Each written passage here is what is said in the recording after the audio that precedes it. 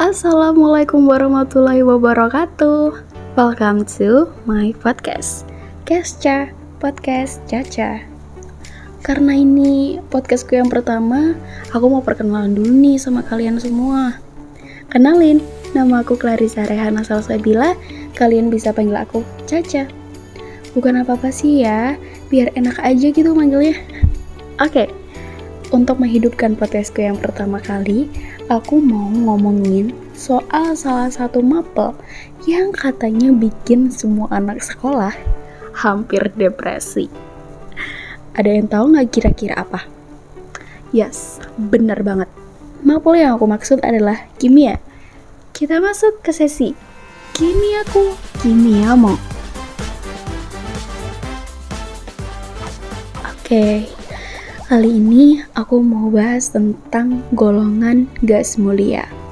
Mungkin ada yang belum tahu nih, gas mulia tuh apa sih sebenarnya? Jadi, gas mulia adalah unsur-unsur golongan 8A. Mungkin ada yang tanya juga nih, kenapa sih golongan 8A itu bisa disebut dengan gas mulia?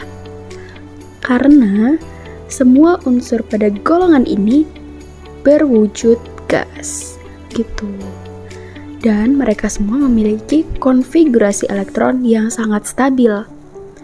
Jadi teman-teman, saking stabilnya golongan 8A ini sulit banget untuk bereaksi dengan unsur lainnya. Dan golongan 8A ini gak cuma 1-2 loh teman-teman, ada banyak banget. Apa aja sih? Yang pertama ada He, yang kedua Ne, yang ketiga Ar, yang keempat Kr, yang kelima Xe, dan yang terakhir nomor 6 adalah Rn. Tuh banyak banget kan, ada 6 loh. Oke. Mungkin untuk pengertiannya udah cukup ya dari aku. Kalau misalnya kalian semua belum cukup, bisa kok searching sendiri dan cari tahu. Gitu ya. Oke, sebelum aku jelasin lebih dalam, aku mau ngasih tahu dulu. Kalau di golongan gas mulia ini kita bakal bahas 3 subbab.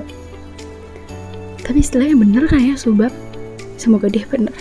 Oke, jadi 3 subbab itu terdiri dari yang pertama, kecenderungan sifat keperiodikan unsur dalam satu golongan. Yang kedua, kelimpahan unsur.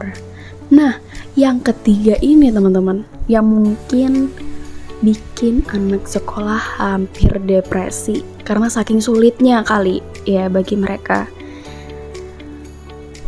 Yang ketiga adalah reaksi gitu, karena menurut aku juga part ini tuh yang paling susah.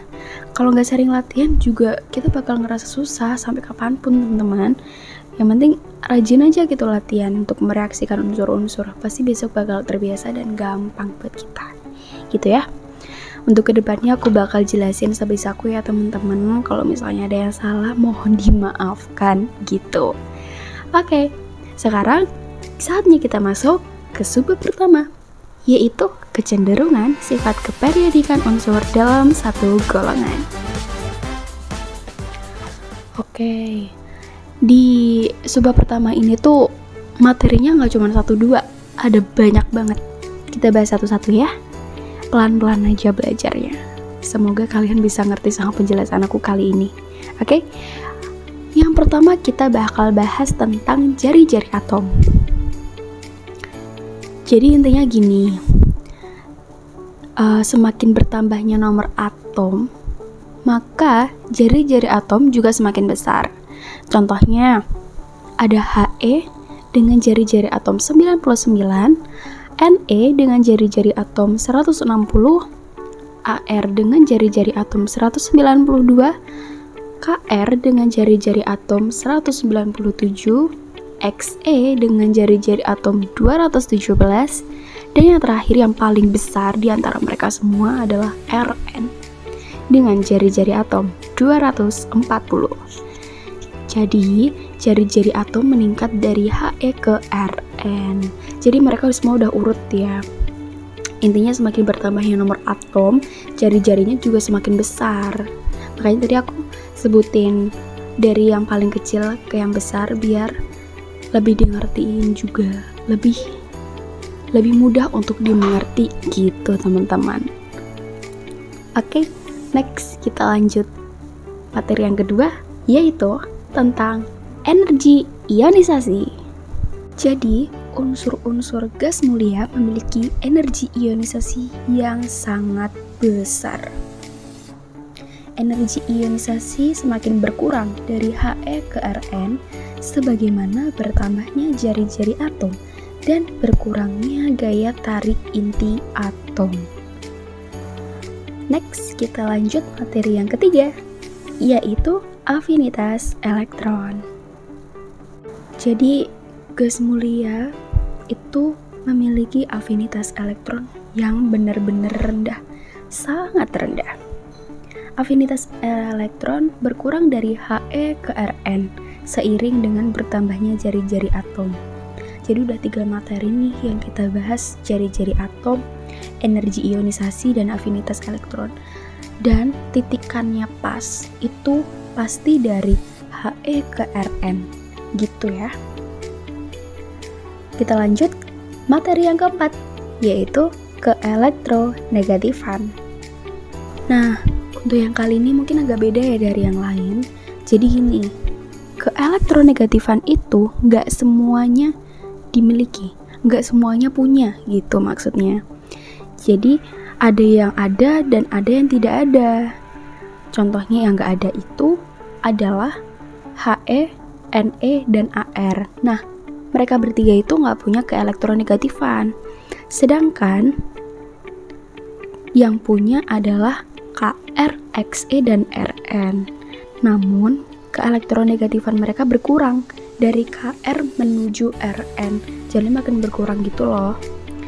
Nah, unsur He, Ne, dan Ar tidak memiliki keelektronegatifan karena apa? Karena unsur tersebut cenderung energinya sudah stabil. Jadi, kalau beberapa unsur atau salah satu unsur itu energinya sudah stabil, justru mereka nggak punya keelektronegatifan teman-teman. Gitu ya, semoga paham. Kita lanjut materi yang berapa coba? Yang kelima ternyata. Tuh kan banyak. Oke, kita lanjut yang kelima adalah reaktivitas. Oke, jadi gas mulia merupakan logam dengan reaktivitas kimia yang sangat rendah. Bahkan gak bisa buat direaksikan loh teman-teman. Ada sebabnya gak kira-kira? Ada pasti. Jadi hal ini dikarenakan konfigurasi elektron gas mulia sudah stabil sehingga sulit untuk menangkap atau melepaskan elektron. Jadi masih kayak ada kesinambungannya sama keelektronegatifan menurut aku. Gitu. Energinya kan udah stabil tuh, ya kan? Jadi mereka susah banget buat direaksikan. Begitu teman-teman. Oke, kita lanjut ke materi yang terakhir pada subbab pertama, yaitu sifat reduktor dan oksidator. Gas mulia tidak dapat bereaksi dengan reduktor kuat. Karena apa? Karena nilai keelektronegatifannya sama dengan 0. Tetapi, jika gas mulia bereaksi dengan oksidator kuat, maka masih ada kemungkinan untuk melepas elektron dan membentuk ion positif, walaupun energi ionisasinya besar. Gitu teman-teman. Jadi ada perbedaannya ya antara bereaksi dengan reduktor dan bereaksi dengan oksidator. Gitu. Oke. Subbab pertama udah selesai kita bahas, teman-teman. Sekarang kita lanjut ke subbab yang kedua. Itu ada kelimpahan unsur. Oke. Jadi unsur yang pertama kali banget nih ditemuin dari ke-6 unsur yang tadi, golongan 8A, itu adalah Ar. Bisa disebut dengan argon. Ditemuin oleh siapa coba? Ada yang tahu nggak? Oke, jadi unsur Ar ini ditemukan oleh kimiawan Inggris. Keren banget kan? Namanya Sir William Ramsay. Nah, unsur yang paling banyak AR itu sebanyak 0,93. Terus kalau yang lain gimana? Yang lain bisa dideskripsikan. HE itu 5,2 dikali 10 pangkat min 4%. Kalau NE 1,8 dikali 10 pangkat min 3%. KR 1,1 dikali 10 pangkat min 4%. XE 8,7 dikali 10 pangkat min 6%. Mungkin ada yang ngeh nih.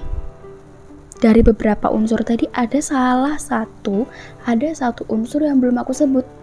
Apa coba? Yes, bener banget, yaitu Rn. Itu yang Rn ini paling beda dari yang lain. Rn itu kelimpahan di alam tuh sedikit karena memiliki waktu yang pendek.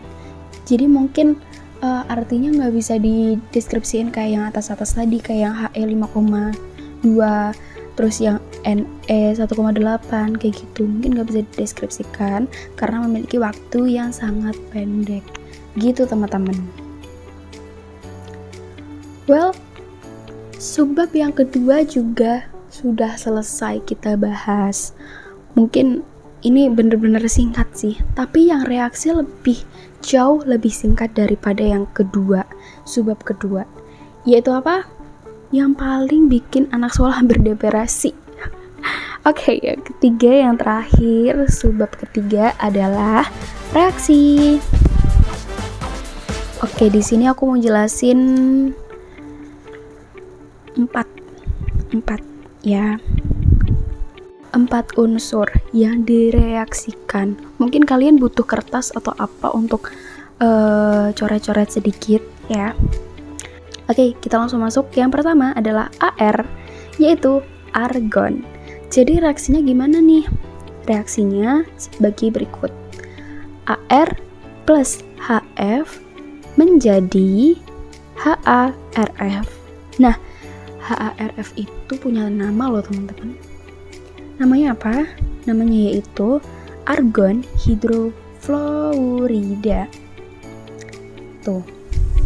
Dan HARF itu stabil pada suhu rendah ya teman-teman. Oke, yang kedua, Kr atau bisa disebut dengan krypton. Reaksinya gimana nih? Jadi reaksinya Kr plus F2 menjadi KrF2. Namanya krypton fluorida. Yang ketiga ada Xe atau xenon. Maaf kalau penyebutannya salah. Reaksinya gimana nih? Reaksinya adalah Xe plus F2 menjadi XeF2 dengan nama lainnya xenon fluorida. Yang terakhir ada Rn, bisa disebut juga dengan radon. Reaksinya gimana nih? Reaksinya adalah Rn plus F2 menjadi RnF. Dengan sebutan lain, radon fluorida yang bereaksi secara spontan. Oke teman-teman, kita udah bahas 3 subbab ini secara runtut dan insya Allah jelas buat kalian semua ya. Akhirnya selesai juga penjelasan singkat dari aku tentang golongan gas mulia. Gimana? Kalian pusing gak sama penjelasan aku? Semoga enggak ya. Maaf juga kalau misalnya kurang jelas. Kalian bisa kok cari tambahnya sendiri. Karena juga manusia kan gak luput dari kesalahan ya teman-teman. Oh ya, kalian semua jangan lupa belajar. Jangan lupa semangat belajar ya. Karena ada masa depan yang sangat cerah yang lagi nungguin kalian di sana. Baik, saatnya saya Clarissa Rehna Salsabila pamit undur diri dan sampai ketemu di lain kesempatan pada acara Podcast Caca. Assalamualaikum warahmatullahi wabarakatuh. See you.